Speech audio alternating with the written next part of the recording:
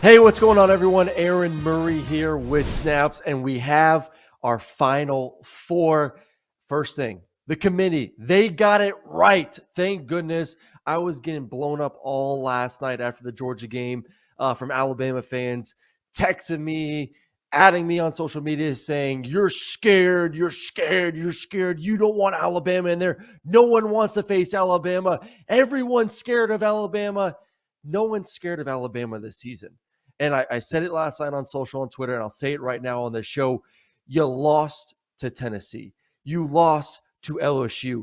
Georgia waxed Tennessee. Georgia smoked LSU last night in the SEC Championship game. Georgia fans, they're not scared of you. They beat you last year. They got that monkey off your back. So stop thinking that you're some scary football team this year. You're not. You're good. You're a good football team. You're ranked fifth. I'll give you that. You're a good team. You're not elite. It's not your year. Just get over yourself. It's okay. And listen, I understand why Nick Saban went on last night at halftime in the Big Ten show or Big Ten championship game. Any coach would do that. You go out there, put your political hat on. Still political season, especially here in the state of Georgia, as we have our runoffs coming soon. It's 100%. You go out there and you make your case, if you're Nick Saban, of why you went in there. We two games we lost on the last play of the game.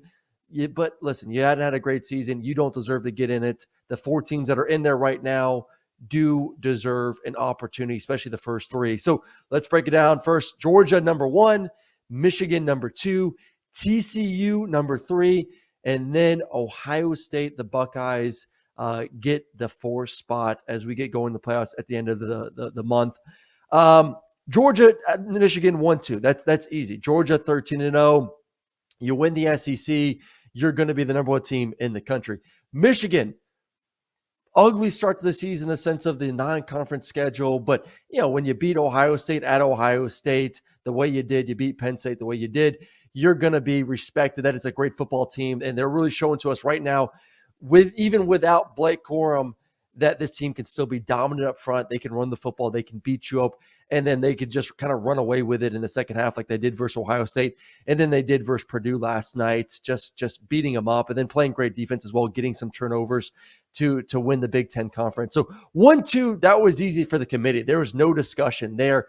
It was, to me, I think you knew who the next two were going to be, TCU, Ohio State. The question was, who was going to be 3? Who was going to be 4?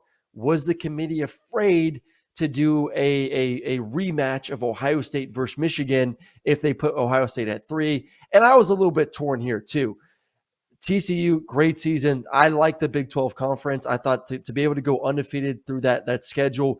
Yes, there were some close games. Yes, there were some opportunities along the way for them to stumble. The game versus Baylor, a couple other late games. I mean, the comeback versus Kansas State, down 28-10 about a month or so ago. And then they did lose to Kansas State in overtime yesterday. Would the committee have said, hey, okay, is Ohio State better? Should we put them at 3 now that both teams have a loss? I would have not been surprised, and to me, I would have done that. I probably would have said, okay, I don't care that we're going to have a rematch of Ohio State versus Michigan. Ohio State's the better football team. Each team now has a loss. Let's move Ohio State to 3. And plus, I think Georgia takes care of business first. TCU a little bit more than Ohio State. And then let's move TCU to 4. But I'm fine with it. I get it. To me, at the end of the day, I just wanted to make sure that those 4 teams had an opportunity to win a national championship. So let's get into a quick breakdown of what these matchups are going to look like. First, Georgia versus Ohio State. I love this matchup. For the majority of the season, I actually kind of had Ohio State as my favorite team in the country in the sense of I thought they were the best team. I thought defensively they were getting better, made improvements from what we saw last year. Obviously, Georgia has shown that they can win football games on both sides. They can win on offense. They can win on defense. But Ohio State and especially that offense with C.J. Stroud, with Harrison Jr., they were a team that could threaten you down the field. They're a team that can create explosive plays. And then the fact that defense was getting better said, okay, this is a complete football team. This is a team that's going to be tough to beat. It was obviously a bad look what happened there a couple weeks ago, losing at home in the way you did, kind of get out physical. But still, in my mind, you saw it yesterday versus LSU for Georgia, a team that can push the ball vertically down the field against Georgia's secondary does worry me a little bit. The question now over the next 4 weeks is, you got a great receiver, maybe the best receiver in the country. Is Jackson Smith and Jigba, is he going to come back? And if he's back and you have two legitimate threats on the outside to go along with CJ Stroud, and then obviously getting those running backs healthy, those running backs have been banged up for the past month or so for the Buckeyes. This is going to be a healthy offense. This is going to be an offense that can push the ball down the field, going against a Georgia defense that has struggled a little bit against the pass this season and as of late. That's going to be a great matchup to watch out for. You know Kirby's going to get that defensive side right. 4 weeks to kind of get them going. They got skill. Chris Smith, I love him on the back end. Starks has had a great season. Keely Ringo needs to step up. He's a guy that has been essentially picked on these past couple weeks. Can he take his game to the next level and get kind of the mental side ready to go before the game versus Ohio State? He is going to be the key in my mind. The matchup is going to be number 5 against whoever that Ohio State wants to match him up against. Can he slow those guys down? Because Georgia likes to play man-to-man. It's all about the matchups. That is going to be the key to success for Georgia's defense. Can Keely Ringo play to the level that we expect him to play to is what I'm going to keep an eye out for. Flip it to the other side. Ohio State's defense has to play better, and especially their secondary. To me, it's going to be whatever secondary plays the best in this football game. And Stetson Bennett right now is a guy that he plays big in big moments. You go back to last year in the postseason versus Michigan, the way he played in the national championship, the way he played versus Tennessee, the way he played versus Oregon, the way he played versus LSU.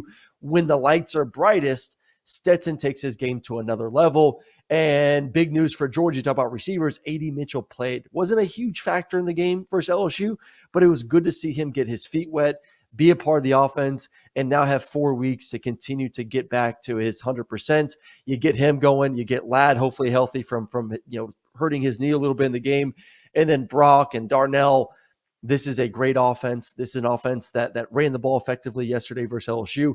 But once again, the key in this game for both teams, what defensive backfield steps up and slows down the explosive plays down the field is a team that's going to win.